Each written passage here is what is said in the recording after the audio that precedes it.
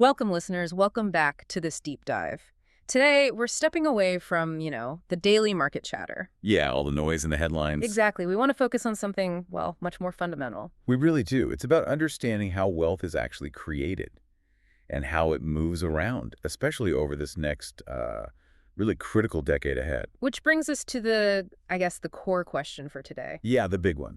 The question that should probably be informing, well, almost every big decision you make. Your career, your savings, how you spend your time learning. Which is... Who is actually going to be rich in 2030? And crucially, why? The why. That's the key part. Absolutely. And look, this isn't about predicting, which stock is going to pop. No crystal balls involved. Definitely not. It's about identifying the underlying principles, the foundational shifts that are happening right now. Because things are changing, and changing fast. And the very idea of rich, what that even looks like, is changing dramatically too, isn't it? Oh, completely. The old signals are just gone, or at least unreliable. The corner office, the shiny new luxury car, that sort of obvious consumption. Right, that used to be the clear sign. Yeah, but not anymore. Our sources really highlight this kind of decoupling. The image doesn't match the reality often. How so? Well, you might see someone, looking the part, designer watch, fancy leased car, but they could be drowning in consumer debt. Okay. Whereas the person who actually holds real productive capacity, maybe someone who's built something sustainable, they might show up in a faded T-shirt driving an old Prius. Because they've minimized their overhead. Exactly. They've prioritized flexibility, autonomy. That's the new currency, not flashy status symbols. Okay, so let's lay out a roadmap for this. We want to give you, the listener, a real shortcut to understanding this transition. We've basically broken it down into 4 key areas. Sounds good. What's first? First up, how technology, especially AI and automation, is fundamentally redefining human value. What are we actually worth in this new world? Crucial question. Okay, second. Second, we need to nail down the difference between real, sustainable wealth creation and just financial illusion. Rising prices versus actual productivity. We'll talk about real assets there. The difference is huge. Third, the mindset. What kind of thinking, what adaptable skills do you need to not just survive, but actually thrive when everything's in flux? Adaptation is key. And finally, number 4, concrete strategies. What can you actually start doing right now to position yourself? Perfect. Because this really is about preparation. It is. We see so many people just waiting, hoping things will kind of snap back to how they were. Yeah, waiting for normal. But the reality is, based on everything we're seeing, there's no back to normal. No, it's only forward to different. And the people who grasp that now, who prepare for that reality, they're the ones who are going to be creating and capturing real value by 2030. Okay, so let's dive into that first area, this global shift, driven largely by technology. How is the old system breaking down? Well, there's a great little story in the source material about catching up with an old friend, Marcus. Right, the guy who sold his marketing agency. Exactly, a sustainable marketing agency. Nothing, mega billionaire level, Yeah. but enough to give him serious financial security. Freedom, really. And the surprising part was... He basically confessed. He said, the crazy thing is, I never saw this specific path coming. He didn't predict this outcome. That's interesting, that lack of a clear, predictable path. It's so common now. His experience, and loads of others mentioned, they show that the traditional routes, climb the corporate ladder for 30 years, get the big finance job, those paths are often, well, they're either overgrown or they just don't lead where they used to. So where is the success flowing now? Through new channels. Things like super specialized consulting or turning niche expertise into content people will pay for, or even creating small, focused apps that solve one specific, scalable problem. The predictability of that old corporate structure is just dissolving. It really is. And the main driver behind all this disruption, this unpredictability, it's technology. Right, which forces us to ask, where does human value even come from now? Precisely. And this leads to a really critical concept we need to unpack, the tech-human hybrid. Okay, tech-human hybrid, what does that mean? Because I think a lot of people hear AI and automation and they just think coders, programmers. That's the default assumption, right? That all the wealth goes to the people actually building the AI, the neural networks.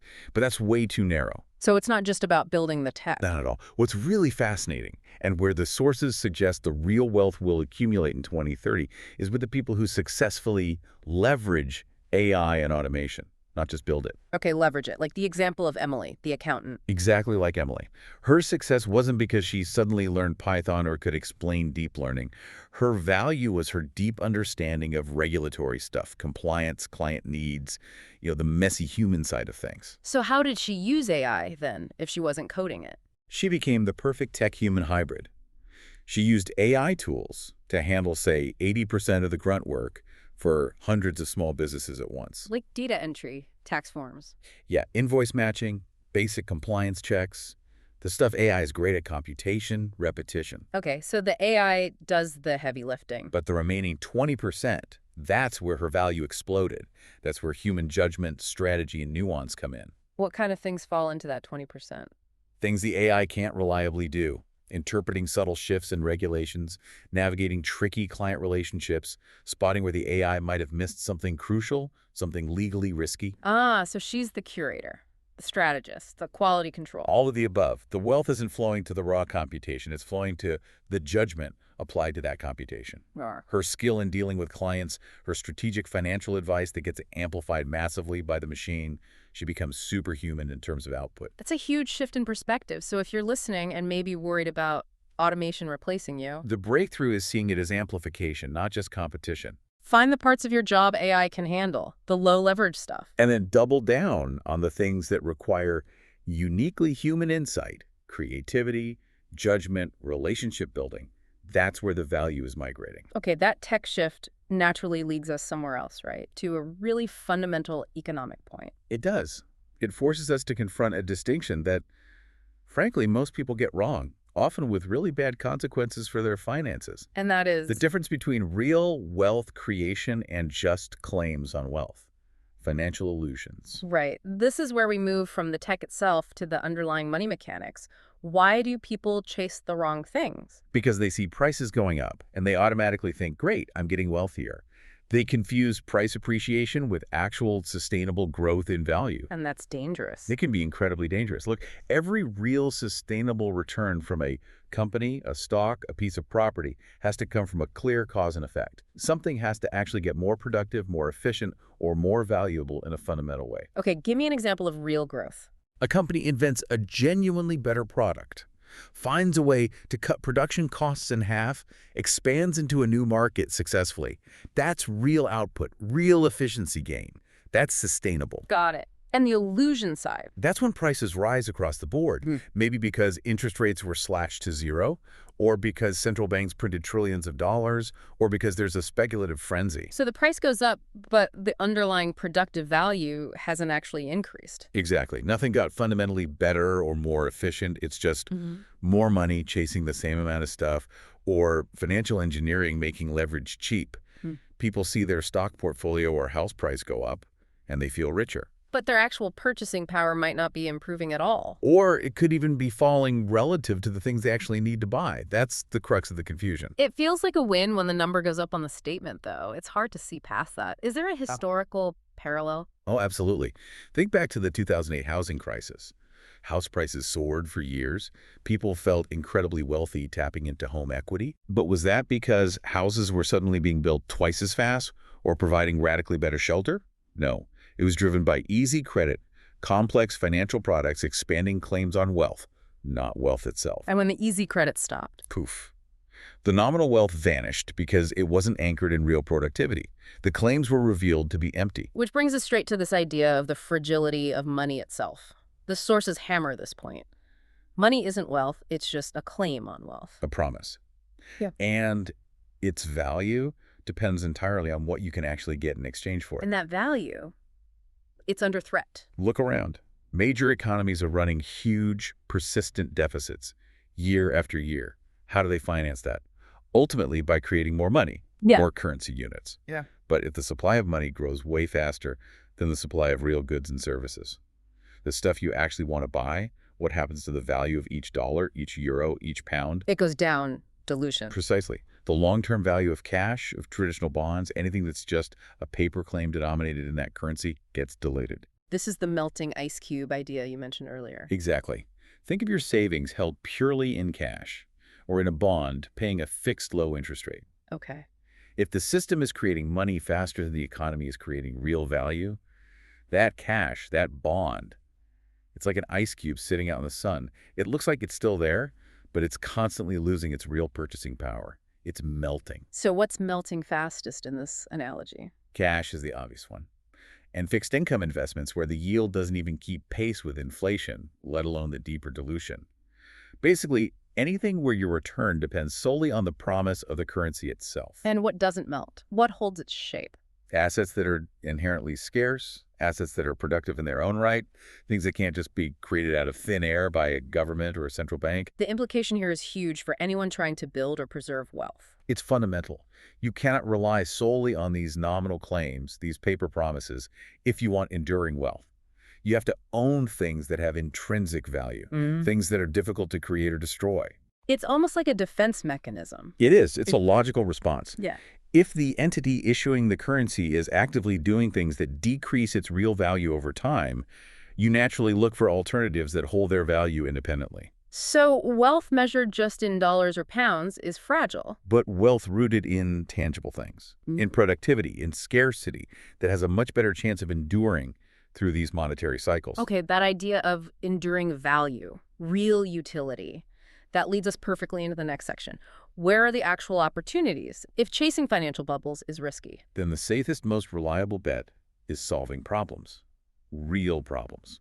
Problems that aren't going away, especially in uncertain times. The problem solver's imperative. I like that. It's a clear pattern you see in the source material. When things feel unstable, when systems seem stressed, what do the wealthy do with their capital? They don't just stop spending, right? No, they spend differently. They pivot towards protection, towards resilience, towards securing things that feel permanent. And this shift creates these incredibly lucrative, though maybe not very glamorous, niche markets. Let's talk about those non-glamorous examples, because I think that's where listeners can really find opportunities. It's not always about the next big tech thing. Absolutely not. One example that stood out was the person who started a specialized construction business. Right, helping homeowners fortify their properties. Exactly. Against specific risks, maybe increased flood risk in their area, wildfire resilience, dealing with unreliable local infrastructure. Apparently started out of personal necessity for him. And now? He's got like a year-long waiting list. People are willing to pay a premium for that kind of security and peace of mind. Because it's driven by real fear, real physical risks, climate change, aging infrastructure. These are tangible anxieties. They are. Or think about the plumber who pivoted. Yeah. Instead of doing general plumbing, they focused only on high-end, complex home air and water purification systems. Ah, interesting. Why is that taking off? Well, trust in municipal water systems isn't exactly soaring everywhere. And people are much more aware now of indoor air quality, pollutants, allergens. So high net worth individuals will pay top dollar for guaranteed clean air and water inside their homes. Huge sums. For bespoke systems, ongoing maintenance, the whole package. It's another form of protection. Okay, what else? There was also the former teacher turned high-end educational consultant. Helping rich families navigate school applications. Yeah, the whole complex, competitive landscape for elite K-12 schools and universities, it's another high-stakes problem for a certain group, and they'll pay for expert guidance. So the common thread here is solving essential, often anxiety-driven problems that aren't disappearing. Practical, specific services. Exactly. And notice how solving these real problems aligns perfectly with the idea of productive assets we just discussed. You're creating tangible, necessary value. Right. So productive assets, these are things that generate value because they actually produce something useful, something enduring. Precisely. They're somewhat insulated from pure financial market swings because their value comes from real output, from meeting fundamental human needs. Can we break down the categories of these assets? The source material mentioned a few distinct types. Sure. First, you've got what you might call hard productive assets. Think quality farmland. Why? It produces food, a non-negotiable human need. Okay, farmland. What else? Essential infrastructure. Things like energy pipelines, power generation facilities, maybe critical transportation links. Things that enable the basic function of the economy. Their value is tied to the real economy, not just financial markets. Makes sense. What's the second category? Real stores of value. These are different. Their main job isn't necessarily to produce income, but to preserve purchasing power over long periods, especially during times of monetary funny business. Like inflation or currency devaluation. Exactly. The classic examples here are physical gold and silver. They're scarce. You can't just print more gold. They're useful in industry and desired for adornment. And they've endured as monetary metals for millennia. So their value isn't tied to a government promise, it's intrinsic scarcity and historical trust. Largely, yes. They're a defense against the melting ice cube problem because their supply is finite and globally recognized. Okay, hard assets, real stores of value. What was the third category? It felt newer. The digital shift. This is about the emergence of digital scarcity. It's a very modern response to that same ancient problem of trust in centralized money. So things like Bitcoin, potentially. How is that different from just another tech fad or a bubble? Well, the argument is that it's fundamentally different because its value proposition is primarily economic, not just technological. It offers scarcity that is mathematically enforced, verifiable by anyone, and exists outside the control of any single government or bank. Okay. Verifiable, transferable, limited supply. Right. And the driver isn't just cool tech. It's a growing distrust in traditional centralized financial systems, especially when people see massive debt levels and continuous money printing. So it's like a digital version of gold offering an escape valve. In a conceptual sense, yes. It offers a potential alternative system based on rules, not rulers. When central banks are flooding the world with currency, assets based on verifiable digital scarcity become attractive to some as a way to opt out, or at least hedge. It mirrors that historical flight to gold during currency crises, but adapted for our digital age. So the key takeaway isn't necessarily buy crypto, but rather understand why this is happening. Exactly. Recognize that trust itself is decentralizing. Wealth naturally flows towards systems that offer perceived greater transparency, predictability, or simply finite supply, especially when the old systems seem to offer the opposite, infinite supply and diminishing transparency. That's a powerful idea. Wealth shifts based on trust. Always has, always will. The prepared person understands this dynamic. They see it not as chaos, but as a natural market response when old systems reach their limits. Wealth doesn't just disappear in these shifts. It just moves. It moves.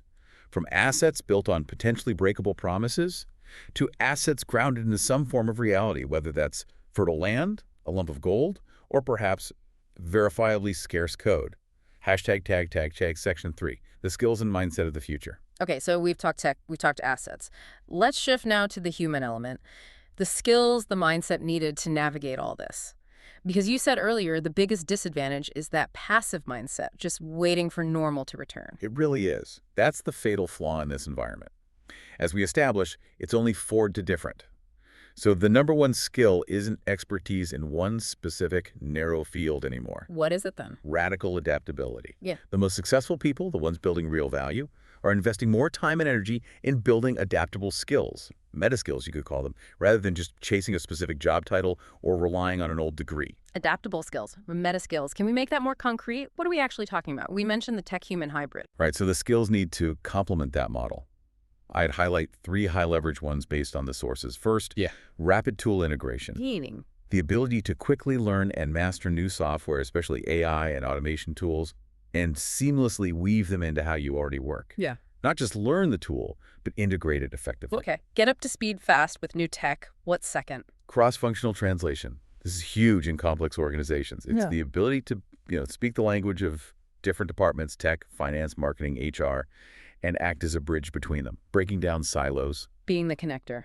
Got it. And the third one, you said it might be the most critical. Yeah, I think it is. Synthesis and sense-making. Synthesis and sense-making. That sounds interesting. Tell me more. Look, we're drowning in data, right?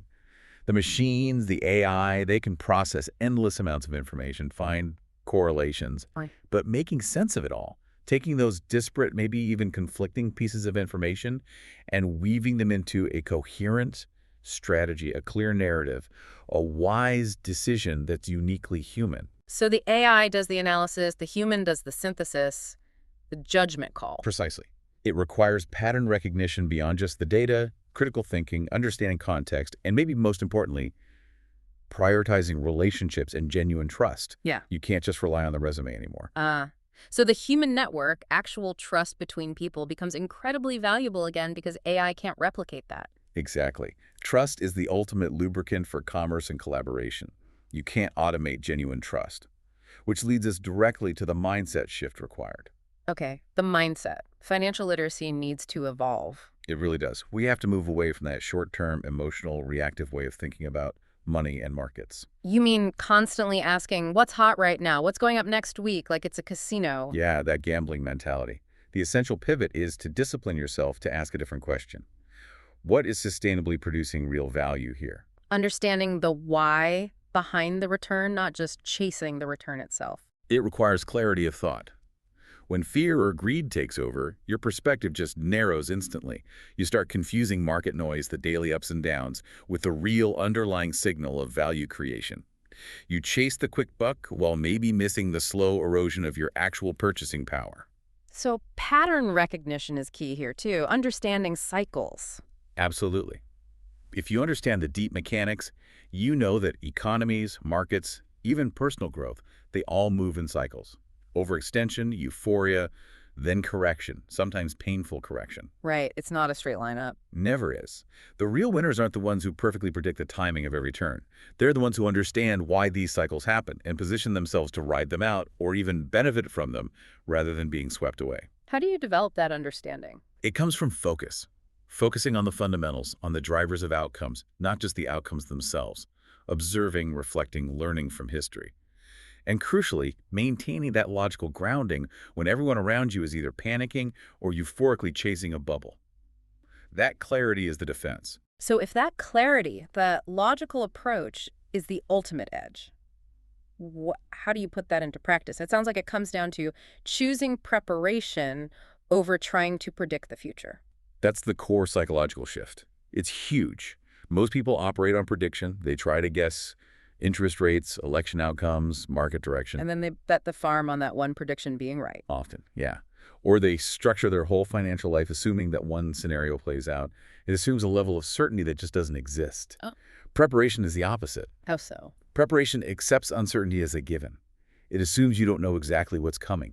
So instead of optimizing for one predicted future, you build resilience.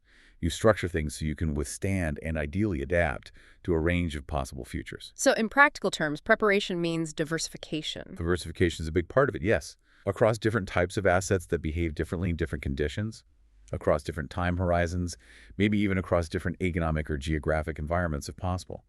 It's about not having all your eggs in one fragile basket. And the mindset advantage of that approach. Oh, it's massive. It dramatically reduces emotional stress. Your financial well-being doesn't depend on you guessing right. It depends on you being ready. So when volatility hits, when markets go crazy, you're less likely to panic. You view the chaos not as an existential threat, but as part of the expected landscape that you've already factored in. It allows you to stay steady. That steadiness, that principle-based thinking logic over emotion, fundamentals over noise, that's the real long-term advantage. It has to be. Because it aligns your actions with how value is actually created and preserved over time, regardless of the short-term madness. Yeah. Hashtag section 4, how to position yourself, endnote.w. Okay, let's bring this all together. We've covered the shifts, the assets, the skills, the mindset. Now let's get concrete. What actionable steps can you, the listener, take right now to start positioning yourself? Where do we begin?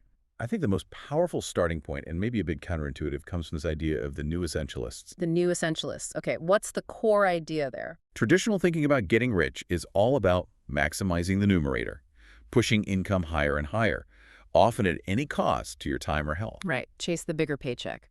The new essentialists flip that. They realize you can gain immense power, immense freedom, by focusing on aggressively reducing the denominator. Meaning cutting expenses, debt, complexity. Exactly. Yeah. Lowering your financial overhead, minimizing your fixed costs. There was a story about this, right? Rob, the friend who left her tech job. Yeah, perfect example. High stress, high salary job, burning her out. She quit, took a massive, like 40% income cut. Wow, 40%. That sounds scary. It does. But here's the key. By moving, paying off debt aggressively, simplifying her lifestyle radically, she cut her expenses by 70%.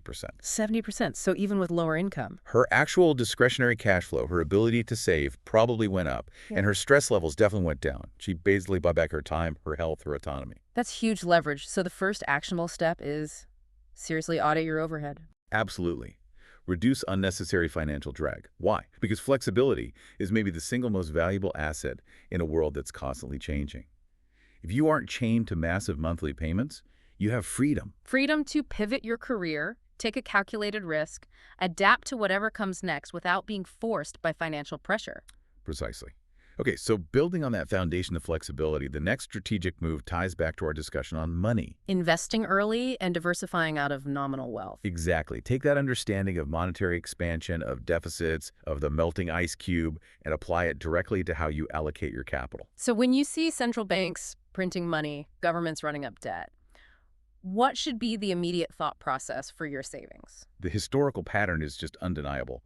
These periods always lead to a wealth transfer. Always. Transfer from who to who? From those holding assets, denominated purely in the currency being diluted cash, conventional bonds, etc., to those holding assets that cannot be easily printed or debased. Tangible things, productive assets, maybe digitally scarce assets? Yes. Assets whose value isn't solely dependent on faith in the currency itself. So the action is diversify out of what they can print more of and into what they cannot. This requires looking beyond just the next quarter's returns, doesn't it? Absolutely. The critical question when you're deciding where to put your capital shouldn't be, what's the highest yield right now? What should it be? It should be 10 years from now, 20 years from now, when the dust settles from all this monetary experimentation, what is likely to hold real value? What will maintain my purchasing power? And the answer points towards Productive capacity, farmland producing food, resilient infrastructure enabling commerce, businesses solving fundamental human problems, things grounded in reality and scarcity, not just financial engineering or promises. okay, reduce overhead for flexibility, diversify into real scarce assets. What's the final piece of positioning? It comes back to something we touched on earlier, but it ties everything together. Multiple income streams, yes, but with a crucial focus on meaning. Meaning, how does that connect to getting rich? It's maybe the most profound insight from studying people who are not just wealthy, but also content and resilient. They almost never started out by saying, how can I make the most money? What did they focus on instead? They got obsessed with solving a problem they cared about, a big, meaningful, enduring problem, or building something truly useful, something they believed in. The money, the multiple income streams, the wealth that often came later, almost as a byproduct. As the natural reward for creating genuine value. Exactly. So the ultimate strategy isn't trying to guess where the money will flow. That's exhausting and often wrong. Instead, Focus on figuring out what meaningful contribution you can make. Given your skills, your interests, what real problem can you help solve in this changing world? How can you provide unique human judgment, maybe amplified by tech? and trust that if you create real needed value, The rewards will follow. Structure your efforts, your learning, your investments around the truth of productivity, scarcity, and solving real problems, not around speculation or chasing easy money illusions. If you do that, you're positioned not just to survive, but maybe even thrive. that's the idea. Clarity on principles, discipline in action, and preparation for uncertainty, those become your ultimate non-dilutable assets. Hashtag tag tag outro. Well, this has been, I think, a really crucial deep dive, getting underneath the surface to see how wealth is fundamentally shifting, driven by tech and by, well, changing trust. Yeah, the core idea really is that wealth in 2030 isn't just going to be about the nominal amount in your bank account. It's about understanding the rules of the game. Understanding the mechanics of value creation, absolutely. Yeah. And just how quickly you can adapt to the changes. That's what will define financial success. So the goal for you, the listener, is to shift how you even think about wealth. Stop seeing it as just a static number. See it as this dynamic force, constantly moving based on who's providing real value, who's solving problems, and who holds assets that can withstand the monetary pressures. Clarity, discipline, preparation. Those are the takeaways. Position yourself using those principles. Focus on productive growth, grounded in reality, and you can navigate what's coming. Okay, let's leave everyone with one final thought to really chew on. A provocative question. Go for it. If money is just a claim, and all claims ultimately rest on trust, ask yourself this. Looking ahead 10 years, who or what will you trust more?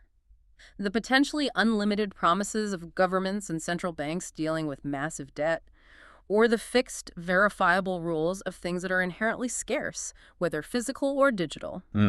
That's a powerful question. Your answer to that probably tells you a lot about where you should be focusing your financial attention starting today. A great place to leave it. Thanks for joining us for this discussion. Yeah, thanks everyone. If you found this deep dive valuable, if this roadmap helps you think about the future, please do subscribe and follow us wherever you listen.